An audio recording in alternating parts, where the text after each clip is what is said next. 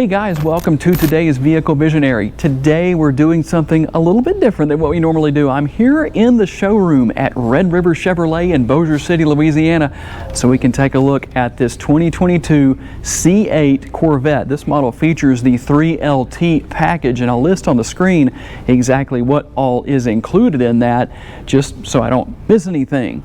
The exterior color on this model is Red Mist Tint Coat, which was a new color for the 2021 model year, but there are new colors for 2022. I will also list those on the screen so you can see and know what they are. So let's just take a quick tour of the C8 Corvette. And I'll let David come in and take a quick look here at the remote. This is kind of nice because I don't have to take any different pictures or anything like that, just so you can see what that looks like. And here's something interesting in that there's a little button on the side here. If you pull out, let's see if we can do this. There we go. Nothing new here. You've got the key, but what exactly is that for? Let me show you over here. We're going to walk over here to the driver's side door. In the past, on the C6 and C7 Corvettes, if the battery died and you needed to get in and you didn't have battery power to work with the remote, you went above the license plate in the rear to insert this key to unlock the door. Well, now it's under here, and I don't know that David can get under there and show you real well exactly where that is, but that's where you're going to go now to actually unlock the vehicle if you ever have any trouble. And of course, if you're in the interior when that happens, you're going to also find the same releases on the outside portion of the footwell areas to allow you to just manually open the doors. So let's talk a little bit about cargo space here. And of course, one of the things that's different here is going to be the fact that there is a frunk here. The first ever Corvette that doesn't have an area right here, I don't know if we can call that a hood so much, but that opens outward instead of in this particular direction. And what about cargo space? What are the differences between the C7 and the C8 Corvettes? Maybe not as much as you might expect. With the C7, you had 15 cubic feet of cargo space. Here you've got 12.6, and of course that's going to be between this area right in the front. Watch, I'm going to do this correctly so no one in the comments gives me a hard time, and especially since the owner's standing in the background, I won't slam that down.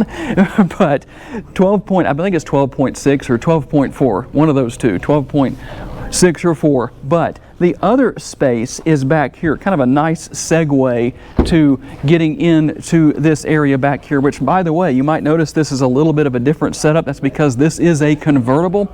But here's the rest of your cargo space right here. Actually quite a bit. People hear that about a 3 cubic foot difference between the C7 and the C8 Corvettes. Well, it's not as bad as you might think. And another thing that's different here between the coupe and the convertible versions is you're going to find right here. You don't have the vents that run right here. That I know the most common question I got right after the C8 dropped and people saw what it looked like for the first time is you had the vents that typically run along this area of the car back here, and they were saying, well, what happens when it rains?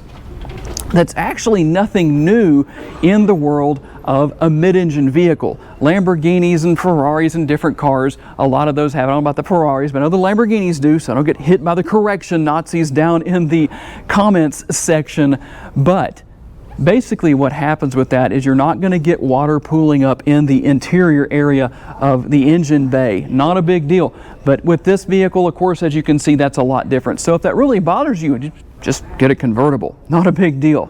Let's talk a little bit about what's under the hood, or maybe we should say the bonnet for its location. Still a 6.2 liter V8. 490 horsepower and 470 pound-feet of torque, mated to an 8-speed dual-clutch transmission. Now, here's the thing. A lot of people might ask, what exactly is a dual-clutch transmission? It's basically a computer-controlled manual. So what happens is you have the functionality of a manual transmission with the characteristics of an automatic. So it's really easy to use. You don't realize that it's actually a manual transmission. So the next big thing I want to take a look at is the interior. So we're going to have David change positions, and I'm going to hop inside. Okay guys, as we get started here in the interior, of course, you're going to notice the whole shape of the steering wheel, not only the flat bottom, but the flat top too. I like the overall design here. Got that Corvette logo here in the middle and the typical steering wheel mounted controls. But what I really like is the fact that you have nice large shifter paddles. Those are so much bigger than what I see in so many other vehicles that cost a lot more too. Just easy to get to no matter where you are.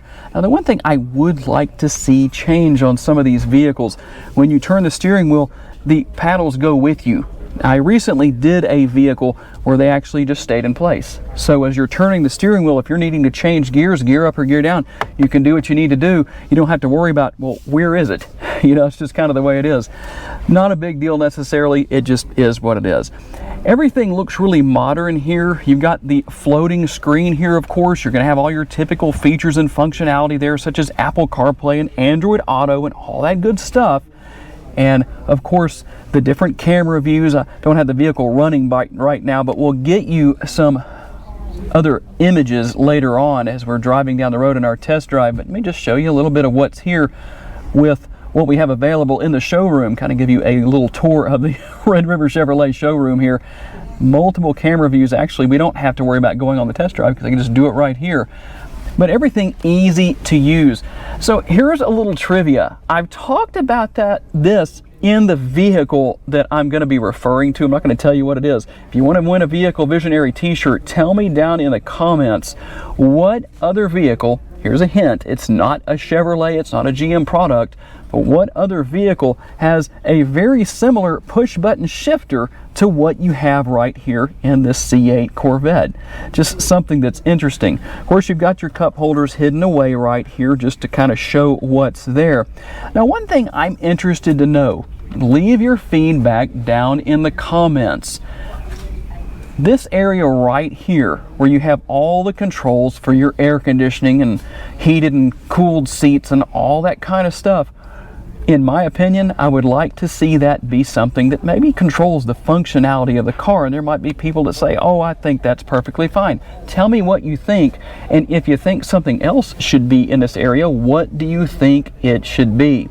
Like I said, you got the floating touchscreen, so that means you no longer have what you had on the C7 where the screen actually had that little hidden compartment behind it.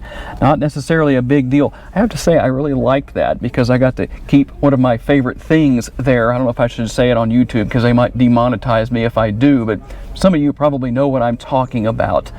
But overall, these are such fun cars to drive. The seats are nicely bolstered going around the track, or if you're just driving spiritedly on the street, it's really hard to move back and forth. So the driver and passenger will be nice and planted here. But you know what?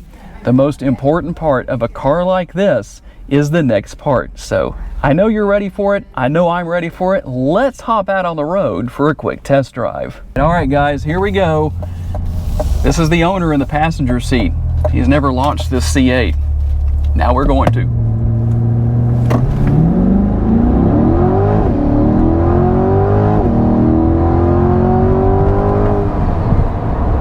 What do you think? I think it's fast. You know you've got somebody cool in the passenger seat when the owner is in here and he's willing to let you do that. So gotta say thanks to this guy. He's really cool. And if you saw my video on the C6, that's his too. So if you saw that, you probably saw that test drive. But what are my impressions of the C8? Well, like I talked about earlier in the video, these cars are so easy to drive. It's almost unfathomable. Did I say that correctly? That's kind of a big word, but it's just crazy because they are so easy and effortless to drive. It's not like driving most supercars where you need to have a little bit of experience and maybe, I don't know if I should say training, but at least some good experience at car handling and being what I call smooth on the steering wheel.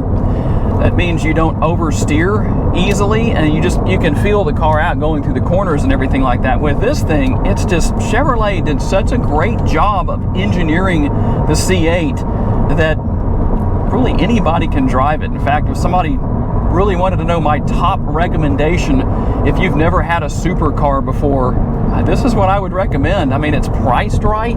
You can get into one of these for well under $100,000 without doing a lot to it. And obviously, the price went up a little bit, but not as much as I thought it was going to for 2022. So the price starts a little under $61,000, I believe. It used to be $59,995. Now I think it's closer to $60,995. So still not too bad, still very affordable, and still, well, a lot of fun to do that. Way to go. If he was falling asleep, he's not asleep now. And of course, I did show some shots earlier in the video. I think I did. I don't know. I haven't edited the video yet, so I can't really tell you what I did. But obviously, this is a convertible. I wanted to show that. And I like the fact that it's just easy to do, to lower the top and raise it back up and all that good stuff. You've got the rear window here. Even with the top up, you can raise that window up to kind of reduce the wind noise and all that kind of stuff if you want to. Or you can just leave it down, but it's very easy to do. I haven't ever tried doing one of these videos with the top down in a vehicle. I definitely don't want to do that today because I don't have the windsock on my microphone, but I didn't lose it, thankfully. So that means when we shoot our next video on a windy day, nobody will be complaining in the comments. People on YouTube love to complain. Not everybody. For those of you who don't complain, thank you. But you got the correction Nazis, as I like to call them out there. You know, I'm thinking about doing a Don't Be a YouTube Correction Nazi t-shirt. But we'll see. Maybe some of you would like to buy that. Let me know in the comments. But this is just such a fun car to drive. The handling is just superb. The exhaust note is great. Everything is just so fun. It's a real, you feel involved, but it's not one of those things where, how do I explain this? I almost got myself into a corner here trying to explain what I want to say, and I don't know exactly how to say it. The driving experience is very visceral, but at the same time, if you want to just have a calm, enjoyable driving experience, the C8 will give that to you as well. All right, I'm going to drop a little bit of a bomb on some of you. There is talk that the C10 or the C9, I'm getting way ahead of myself, the C9 may go back to a front engine model. Don't want to say for sure about that yet because it hasn't been truly confirmed that I know of, but that's interesting. But again, in the comments, tell me what you would like to ultimately see. Do you want to see Chevrolet continue to make us a rear engine or mid-engine Corvette? Let's not get that wrong. Again, the correction Nazis would have a heyday in the comments section, a mid-engine Corvette. Or would you like to see Chevrolet return to a front-engine Corvette for the C9 generation? I got to say a special thanks to not only my friend David here at the dealership for helping out on the camera, but of course to Red River Chevrolet for loaning me the showroom, my buddy Lamar for loaning me his 2022 Corvette, and all of you for giving me the opportunity to give you a vision for your next vehicle. If you enjoyed this video, make sure to check out another of the videos that is on the screen right now, and I will see you there.